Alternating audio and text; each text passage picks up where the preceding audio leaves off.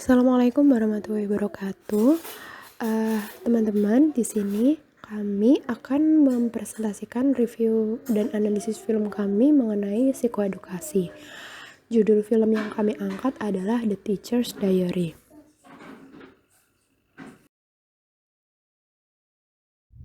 Seringkali kita pernah mendengar ada pepatah mengatakan bahwasanya tak kenal maka tak sayang. Maka sebelum menyampaikan review dan analisisnya, lebih baiknya kita perkenalan dulu ya teman-teman. Yang pertama ada Samsul Arifin, NIM 029, kemudian Alif Hurufil, NIM 089, Salsabila Rizky, NIM 093, dan Saswana Safura, NIM 095, dan yang terakhir ada Taufik Rahman, NIM 130.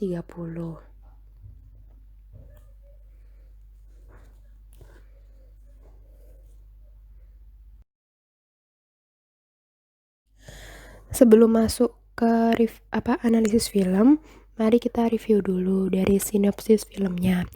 Dari film The Teacher's Diary yang mengisahkan dua orang guru yang ditugaskan untuk mengajar di sebuah sekolah yang bernama Sekolah Rumah Kapal.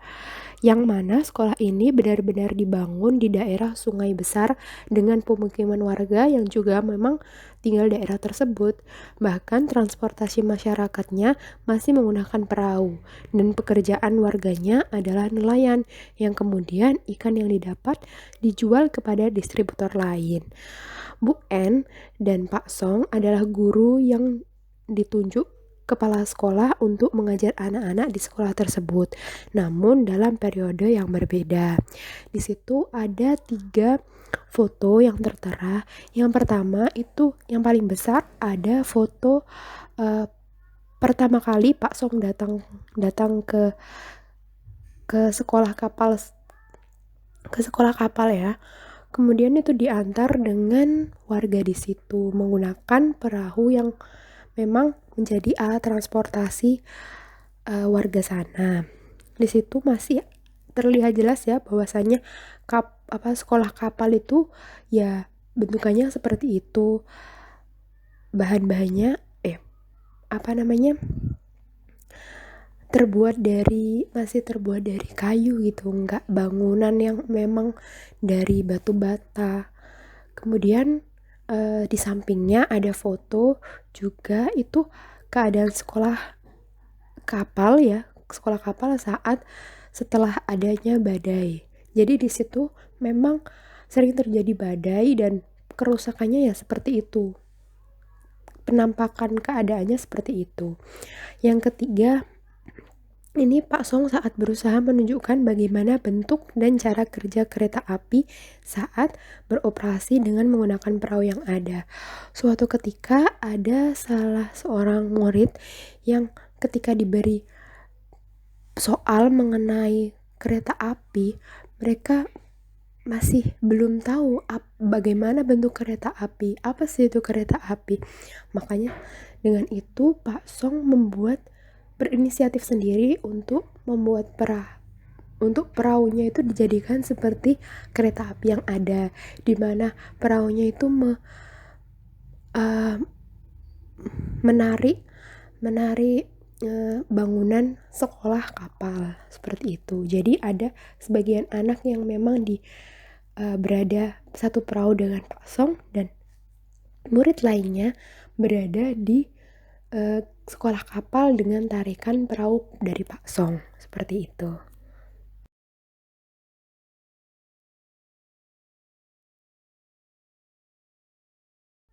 Kemudian lanjut ke slide berikutnya, masih bercerita tentang sinopsis film ya teman-teman.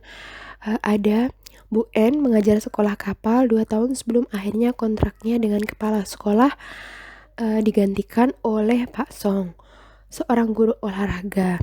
Awalnya Pak Song merasa tidak kuat karena tidak terbiasa tinggal dengan keadaan serba terbatas dan membuatnya mengalami kesulitan.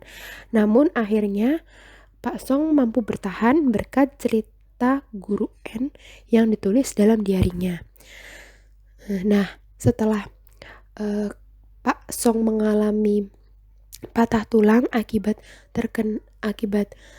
uh, mengalami kecelakaan saat berada di perahu. Pak Song mulai merasa tidak mampu untuk bertahan gitu di tempat yang seperti itu. Sampai suatu ketika Pak Song menemukan buku diary yang di situ ditulis sendiri oleh Bu En saat menceritakan pengalamannya selama mengajar di sekolah kapal. Setelah kita review film, kemudian ada sinopsisnya, kemudian kita beralih ke analisis film. Di sini dalam menganalisis kami menggunakan 5 teori. Yang pertama ada teori ekologi. Teori ini dirumuskan oleh seorang ahli psikologi dari Amerika bernama Yuri Bronfenbrenner tahun 1917 sampai 2005. Kemudian yang kedua ada pendekatan kognitif behavioral. Awal-awal itu ada paling populer adalah teori tentang behavioral. Nah, pendekatan behavioral ini teorinya yang ada banyak dari B.F. Skinner, dari Ivan Pavlov. Kemudian di tahun 1970 teori behavioral, pendekatan behavioral mendapat pengaruh dari teori kognitif. Jadi pada awal itu Bandura lah yang mendasari awal mula penggunaan konsep kognitif dan behavioral. Jadi Bandura yang mengawali konsep adanya penggabungan antara kognitif dan behavioral. Kemudian yang ketiga ada teori belajar Thorndike. Teori aliran ini termasuk teori aliran behavioristik yang dikemukakan seorang ahli psikologi bernama Thorndike. Makanya teori ini disebut teori belajar Thorndike. Yang kemudian yang keempat ada coping stress. Upaya seseorang dalam mengatasi stresor atau penyebab stres yang dialami. Coping stress ini maksudnya upaya seseorang untuk mengatasi stres yang disebabkan itu. Jadi bisa karena dari lingkungannya, bisa karena dirinya sendiri yang memang berusaha untuk bisa mengatasi stres yang dialami, seperti itu. Kemudian yang kelima, model dukungan sosial. Model ini bisa berasal dari warga yang sekaligus orang tua murid, yang dalam konteks film ini ya. Kalau misalnya dari lain, model dukungan sosial itu bisa tetangga, bisa keluarga besar, bisa orang tua, bisa adik kakak, seperti itu ya teman-teman. Kemudian di bahasan pertama teori ekologi yang dalam sangkut pautnya dengan film ini terjadi ketika Pak Song membaca diary Bu En yang menceritakan mengenai kisah tentang seorang anak yang paling tua di kelas dan mengajarkannya matematika. Jadi pada saat itu di dalam diary Bu En mengisahkan Bu En itu sedang mengajar seorang anak matematika. Dan saat Pak Song tahu bahwasanya anak tersebut berhenti sekolah karena harus membantu bapaknya mencari ikan. Meski tinggal 1 tingkatan saja anak tersebut akan bisa lulus. Jadi kemudian Pak Song memberikan perjanjian dengan bapak si anak. Jadi Pak Song mengunjungi rumah tersebut, rumah si anak. Kemudian setelah setelah mengobrol dengan bapaknya dan si anak, kemudian Pak Song setelah tahu alasan kenapa anak tersebut tidak melanjutkan sekolahnya, akhirnya Pak Song memberikan perjanjian dengan bapak si anak.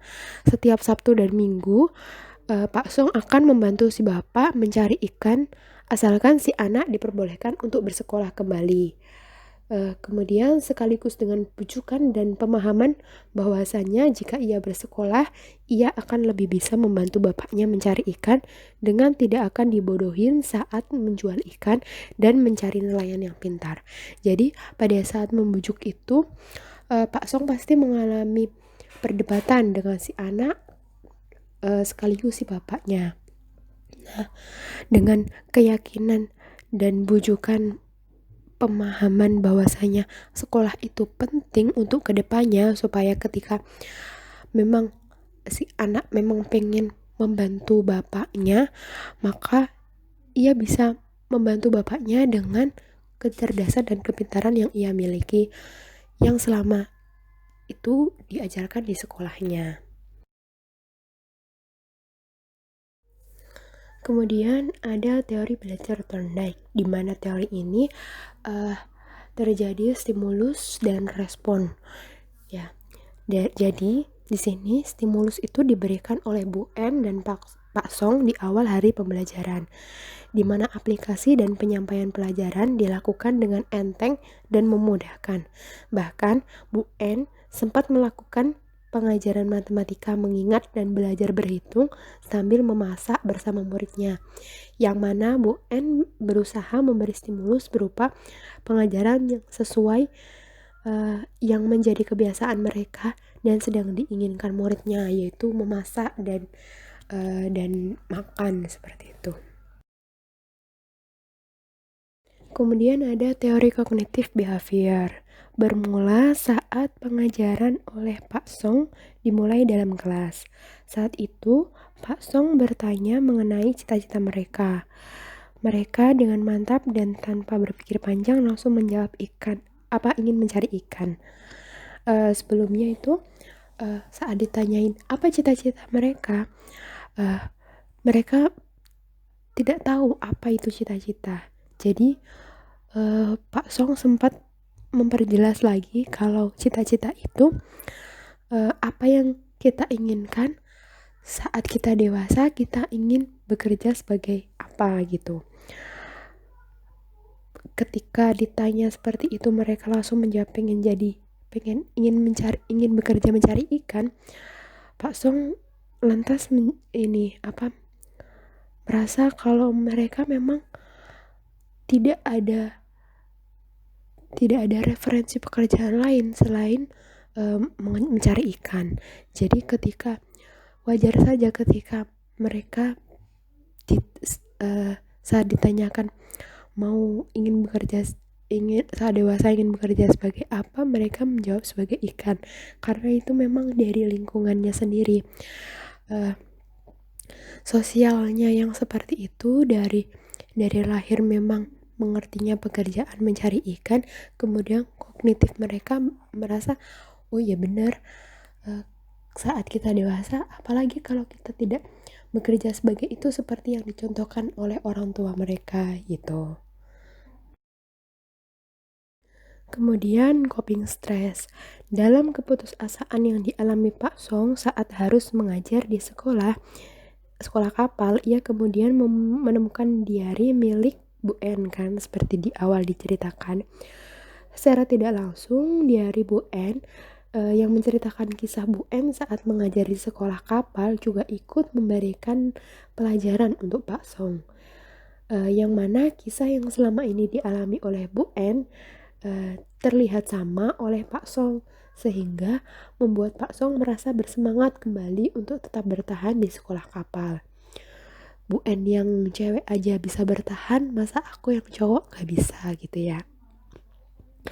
Seperti hanya yang dikatakan oleh seperti yang dilakukan oleh Miss Chia dalam film Freedom Writer saat ia menyuruh muridnya untuk menulis diary selama di luar pelajaran di kelas. Yang tanpa disadari apa yang kita tulis, meski itu yang berhubungan dengan pengalaman kita, bisa jadi itu bermanfaat dan justru memotivasi dan memberi pelajaran pada orang lain yang mungkin bernasib sama dengan kita. Dan akhirnya pengalaman dan situasi yang dianggap sama itulah yang akhirnya membawa Pak Song dalam kebersemangatan kembali untuk mengajar murid-muridnya. bahkan saat sekolah tidak bahkan saat sekolah sedang rusak, tidak beroperasi ya, karena pada saat itu ada badai yang melanda. Dengan semangatnya, Pak Song dibantu dengan murid-muridnya memperbaiki sekolah tersebut.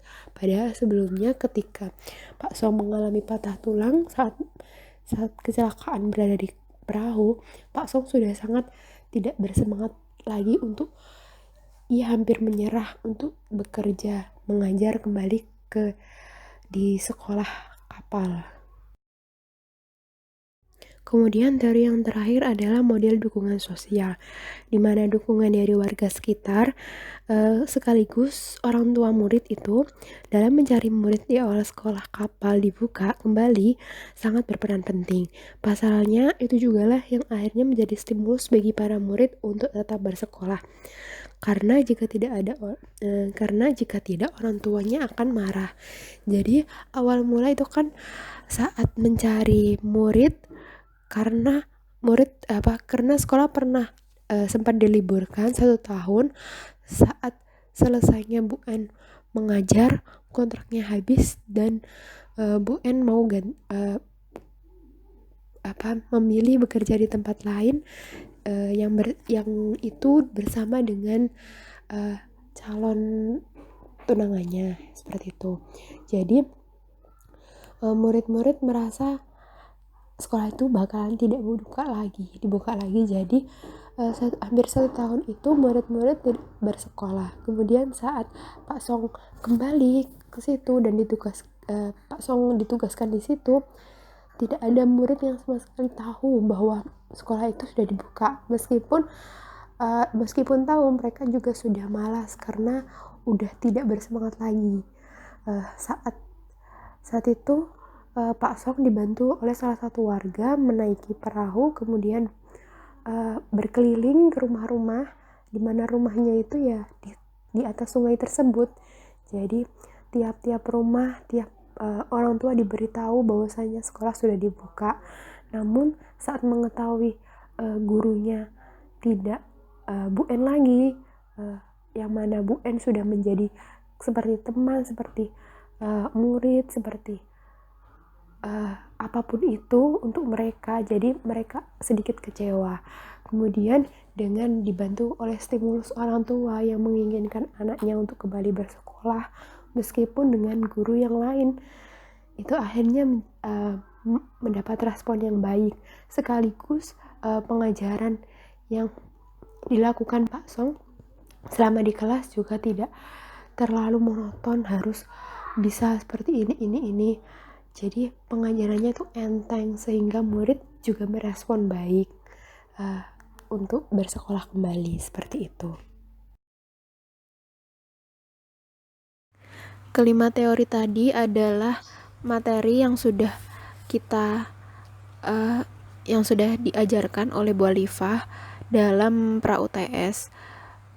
Kemudian setelah ini kita akan mempresentasikan kajian analisis kami mengenai teori yang sudah disampaikan ketika materi pra-UAS, yaitu yang pertama ada pendekatan pemrosesan informasi, yang kedua proses kognitif, yang ketiga pendekatan konstruksivitas sosial, yang keempat perencanaan, instruksi, dan teknologi, yang kelima motivasi, pengajaran, dan pembelajaran, dan yang terakhir adalah mengelola kelas. Pemrosesan informasi. Pendekatan pemrosesan informasi menekankan bahwa anak-anak memanipulasi informasi, memonitor dan menyusun strategi tentang hal tersebut. Pusat untuk pendekatan ini adalah proses memori dan berpikir. Jadi bila dikaitkan dengan film The Teacher's Diary, Bu An juga memiliki ciri khasnya dan cara tersendiri dalam mengajar sehingga membuat siswanya paham karena ia menggunakan praktek langsung, bukan secara teoritis. Jadi siswa yang belajar terhadap Bu An yang paham itu merupakan proses memori dan berpikir. Disitulah yang terjadi namanya proses berpikir dan uh, penyimpanan memori.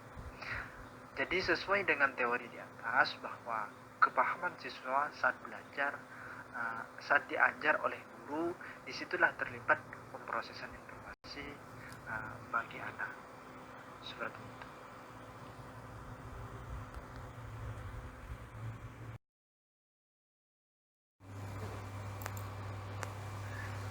Selanjutnya, ingatan adalah penyimpanan informasi dari waktu ke waktu. Ingatan tertanam dalam kontinuitas. Psikolog pendidikan menekankan bahwa penting untuk melihat ingatan tidak dalam hal bagaimana anak-anak menambahkan sesuatu ke ingatan mereka, melainkan bagaimana mereka aktif membangun ingatan mereka.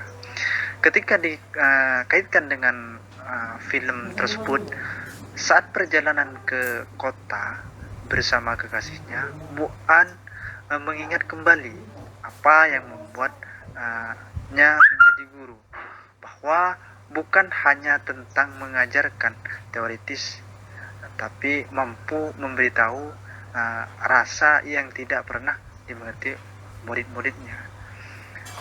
Dan juga murid-muridnya ingat terhadap Bu An, karena perbedaan pengajaran dari Bu An dan Pak So, seperti itu.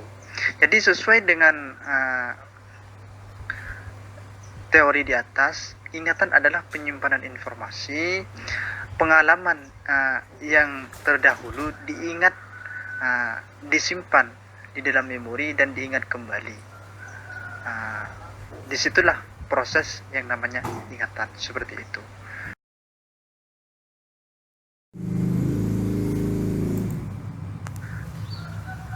Selanjutnya, proses kognitif. Proses kognitif adalah kelompok objek, peristiwa, dan karakteristik berdasarkan properti umum. Konsep dapat membantu untuk menyederhanakan, meringkas, dan mengatur informasi. Contoh, Anda tidak mempunyai konsep. Anda melihat suatu objek yang unik, tidak mampu membuat generalisasi. Maksudnya Anda mempunyai suatu masalah yang sepele menjadi rumit untuk diselesaikan. Jika dikaitkan dengan film tersebut, Bu An juga memiliki cara khasnya dan cara tersendiri dalam mengajar sehingga membuat siswanya paham karena ia menggunakan praktik langsung, bukan menggunakan secara teori. Bu An adalah wanita keras kepala, diminta kembali pacarnya, ia tetap bersikuku mengajar di sekolah kapal. Jadi Bu An ini mempunyai konsep dalam hal mengajarkan anak-anak atau siswanya, dan Bu An ini mempunyai komitmen yang tinggi terhadap dirinya untuk mengajar siswanya. Jadi ketika seseorang tidak mempunyai konsep, maka akan gagal untuk mengajarkan siswa.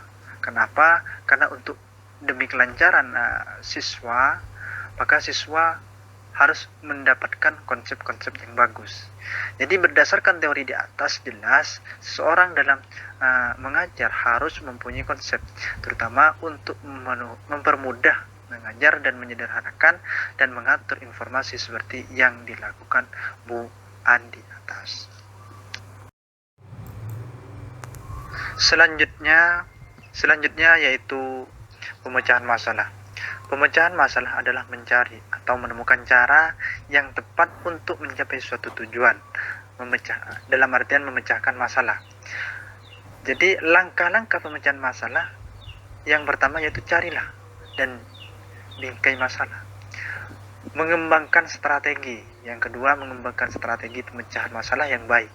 Yang ketiga, evaluasi solusi. Yang keempat, pemikiran dan definisi masalah dan solusi dari waktu ke waktu. Jika dikaitkan dengan film tersebut, puncak masalah yang terjadi yang dihadapi Bu An dan Pak So adalah ketika salah satu muridnya tidak ingin bersekolah lagi. Karena saat ditanya apa yang dicita-citakan, anak-anak tersebut ingin menjadi seorang nelayan. Padahal guru Pak Song dan Bu An ingin menjadi murid-muridnya lebih dari itu. Nah, dari situlah timbul masalah-masalah yang sangat rumit dan kemudian dicarikan solusi yang baik. Seperti itu. Jadi berdasarkan teori di atas, bahwasanya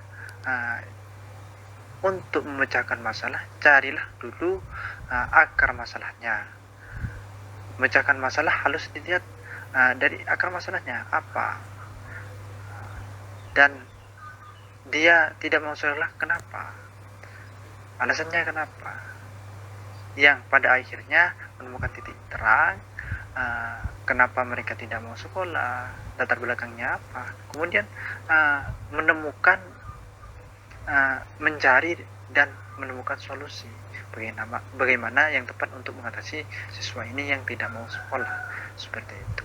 Disitulah ada yang namanya proses pemecahan masalah dan proses kognitif di dalam pikiran seseorang. Seperti itu.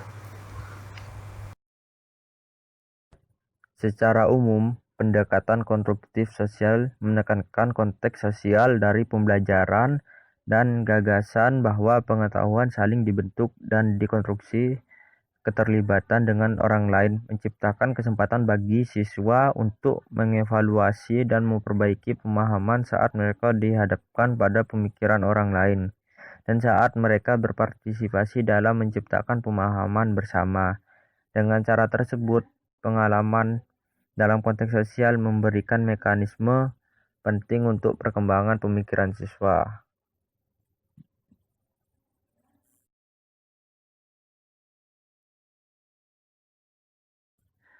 An bersama temannya Gigi menciptakan kesempatan bagi siswa untuk mengevaluasi dan memperbaiki pemahaman saat mereka dihadapkan pada pemikiran orang lain dan saat mereka berpartisipasi dalam menciptakan pemahaman bersama, yaitu dengan cara An mulai memperkenalkan diri bersama temannya Gigi sambil bergaya.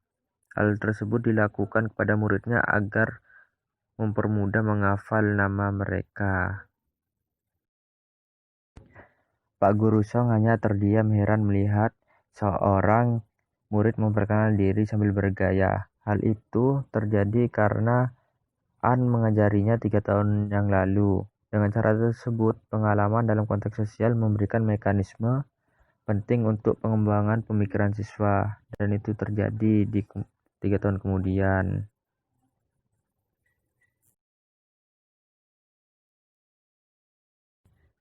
Dalam satu kelas, Pak Song mengajar 4 murid. Pak Song agak kebingungan karena keempat muridnya berbeda tingkatan kelasnya. Akhirnya Pak Song mengajari mereka satu persatu sesuai dengan kelasnya. Pada 3 tahun yang lalu, An harus mengajar 7 muridnya. An menggunakan trik baru agar muridnya tak bosan. Dia meminta mereka semua mengerjakan soal di papan, dan siapa yang berhasil menjawab dengan benar dan tepat maka mendapatkan tanda bintang.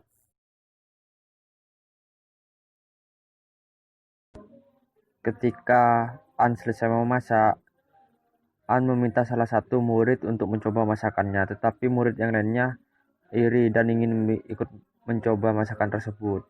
Akhirnya An memutuskan untuk mereka melakukan sweet untuk menentukan giliran agar tidak berebut.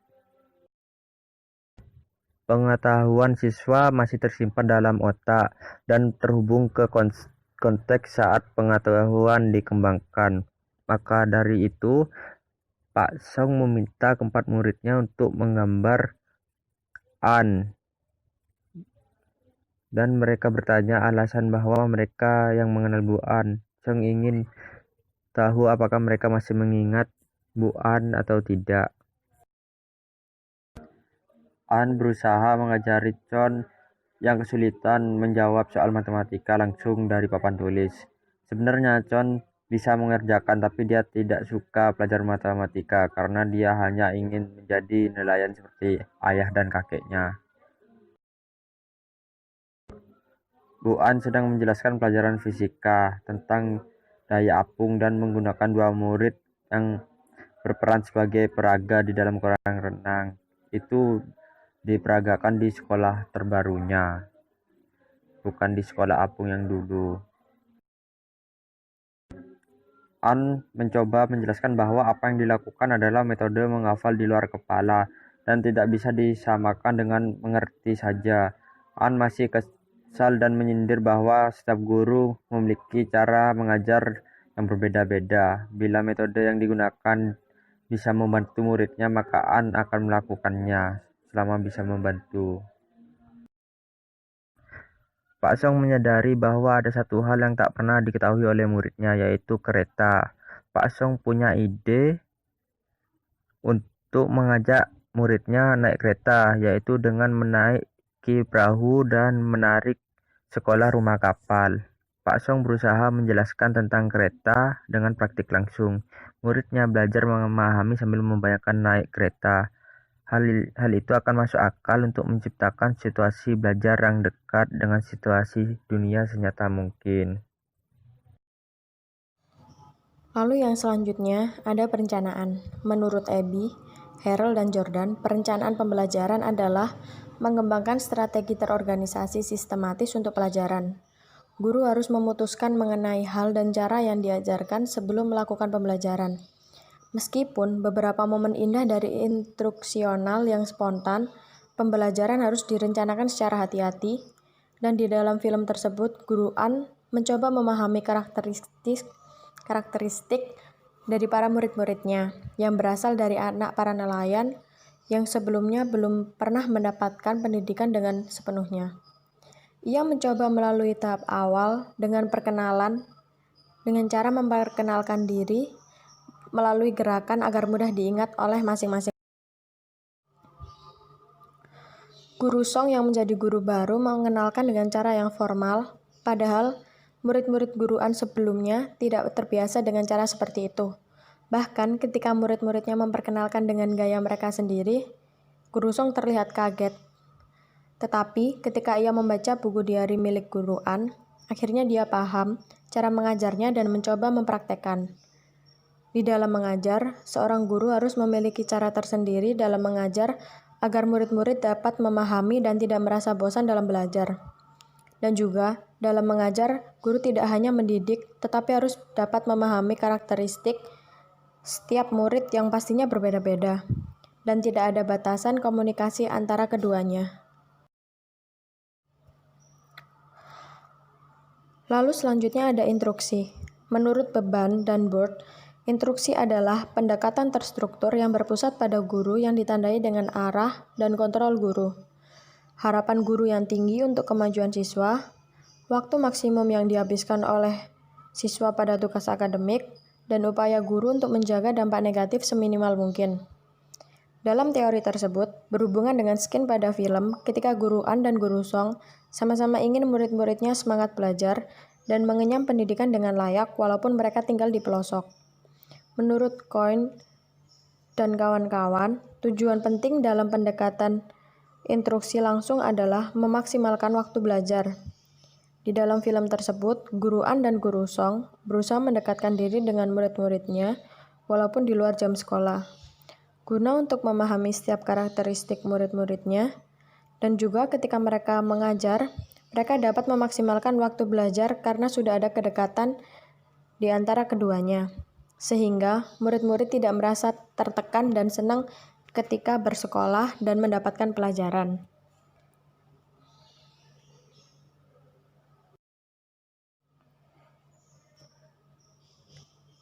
Dan juga, ketika Guru Song baru menjadi guru baru, sebagai pengganti Guru An, ia mengikuti instruksi yang diberikan Guru An yang dituangkan di dalam diari milik Guru An. Hal tersebut juga sangat membantu Guru Song dalam mendekatkan diri dan berbaur dengan para murid-murid barunya. Selanjutnya adalah mengenai teori motivasi, pembelajaran, dan pengajaran. Motivasi sendiri itu adalah sesuatu yang melibatkan proses yang memberikan energi, mengarahkan dan mempertahankan perilaku. Motivasi dibagi menjadi dua, ekstrinsik dan intrinsik. Maksudnya adalah ekstrinsik adalah faktor dari luar, faktor yang berasal dari luar, kemudian yang intrinsik adalah faktor yang dari dalam, dari motivasinya dari individu tersebut itu sendiri. Dari murid guru N dan guru Song juga mengalami hal yang sama seperti murid pada umumnya. Mereka cenderung termotivasi dari segi ekstrinsik, seperti halnya yang dilakukan Bu N untuk memberikan motivasi kepada muridnya. Itu pun juga dilakukan oleh guru Song. Kemudian tak hanya seorang murid yang butuh motivasi belajar, seorang guru pun juga akan membutuhkan motivasi untuk akhirnya memutuskan mengajar. Motivasi ekstrinsik bisa juga akhirnya menjadi motivasi intrinsik. Dari yang awalnya motivasi tersebut berasal dari lingkungannya, terpengaruh oleh lingkungan, kemudian bisa menjadi motivasi yang intrinsik. Selanjutnya adalah mengenai pengajaran. Pengajaran di sini sebagai seorang guru diperlukan adanya penguasaan. Dua penguasaan, yang pertama penguasaan motivasi, yang kedua penguasaan materi. Yang dimaksud penguasaan motivasi yaitu guru harus memfokuskan pada kemajuan, bukan pada performa. Jadi bagus tidaknya murid itu ditentukan juga oleh gurunya. Seorang guru harus bisa mengayomi, menjaga, dan menjadi orang tua kedua di dalam lingkungan belajar mengajar. Itu terbukti dalam film The Teacher's Diary. Para guru, sebut saja guru Song dan guru N, keduanya memiliki sifat yang memang seperti halnya orang tua. Mereka mengayomi ketika ada ular, kemudian Pak Song berusaha untuk mematikan ular tersebut. Sama halnya dengan yang dilakukan oleh guru N ketika ada murid yang saat berada di toilet kemudian menemukan sebuah mayat. Guru N dengan memberanikan diri sebenarnya untuk terjun langsung ke sungai untuk mengambil mayat dan memastikan bahwa itu benar-benar mayat. Kemudian penguasaan materi. Penguasaan materi ini bisa untuk kemudian ketika seorang guru menguasai materi, maka itu akan berpengaruh juga kepada muridnya. Ketika mereka akan semakin termotivasi. Jadi ketika dorongan motivasinya ekstrinsik kemudian berubah menjadi intrinsik karena merasa didukung oleh gurunya, dan gurunya juga berkompetensi untuk bisa mengajarnya, seperti itu. Selanjutnya adalah mengenai pembelajaran. Pengalaman dan aliran atau flow optimal adalah pengalaman yang optimal melibatkan perasaan kegembiraan dan kebahagiaan yang mendalam. Hal itu juga yang dilakukan oleh guru Song dan guru N, yang melibatkan pembelajarannya itu anak harus ikut aktif, melibatkan diri sehingga merasa pelajaran yang disampaikan oleh gurunya itu memiliki kegembiraan, kemudian kebahagiaan dan yang mendalam.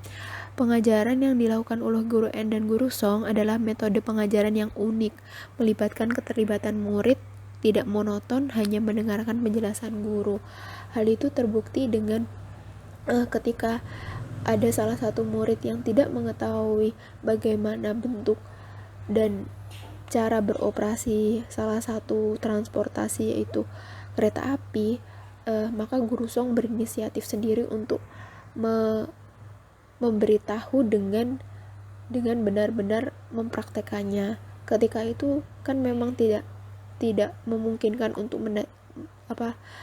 mengajak mereka ke stasiun melihat kereta ataupun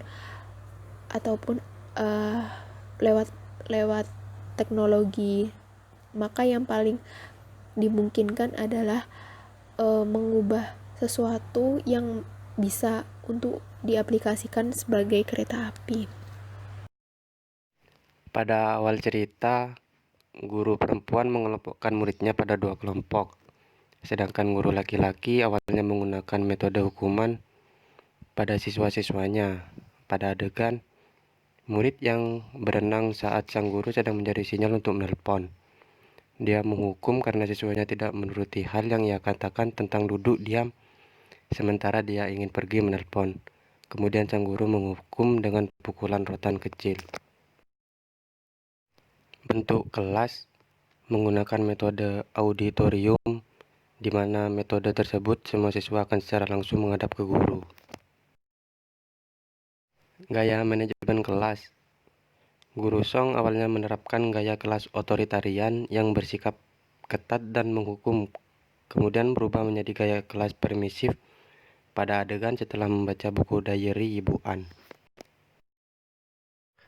Cara mengajar efektif. Cara mengajar guru Song dapat menunjukkan siswanya.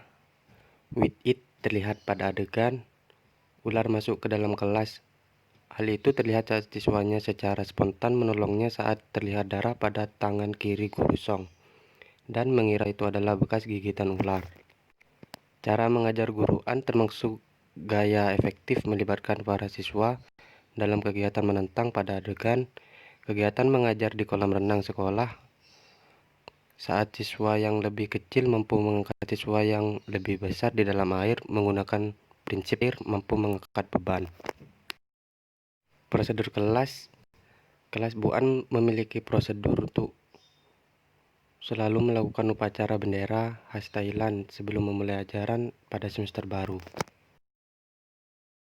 Sekian dari kelompok kami. Apabila ada salah kata ataupun kurang jelas mengenai PPT atau presentasi kami, maka kami memohon maaf yang sebesar-besarnya.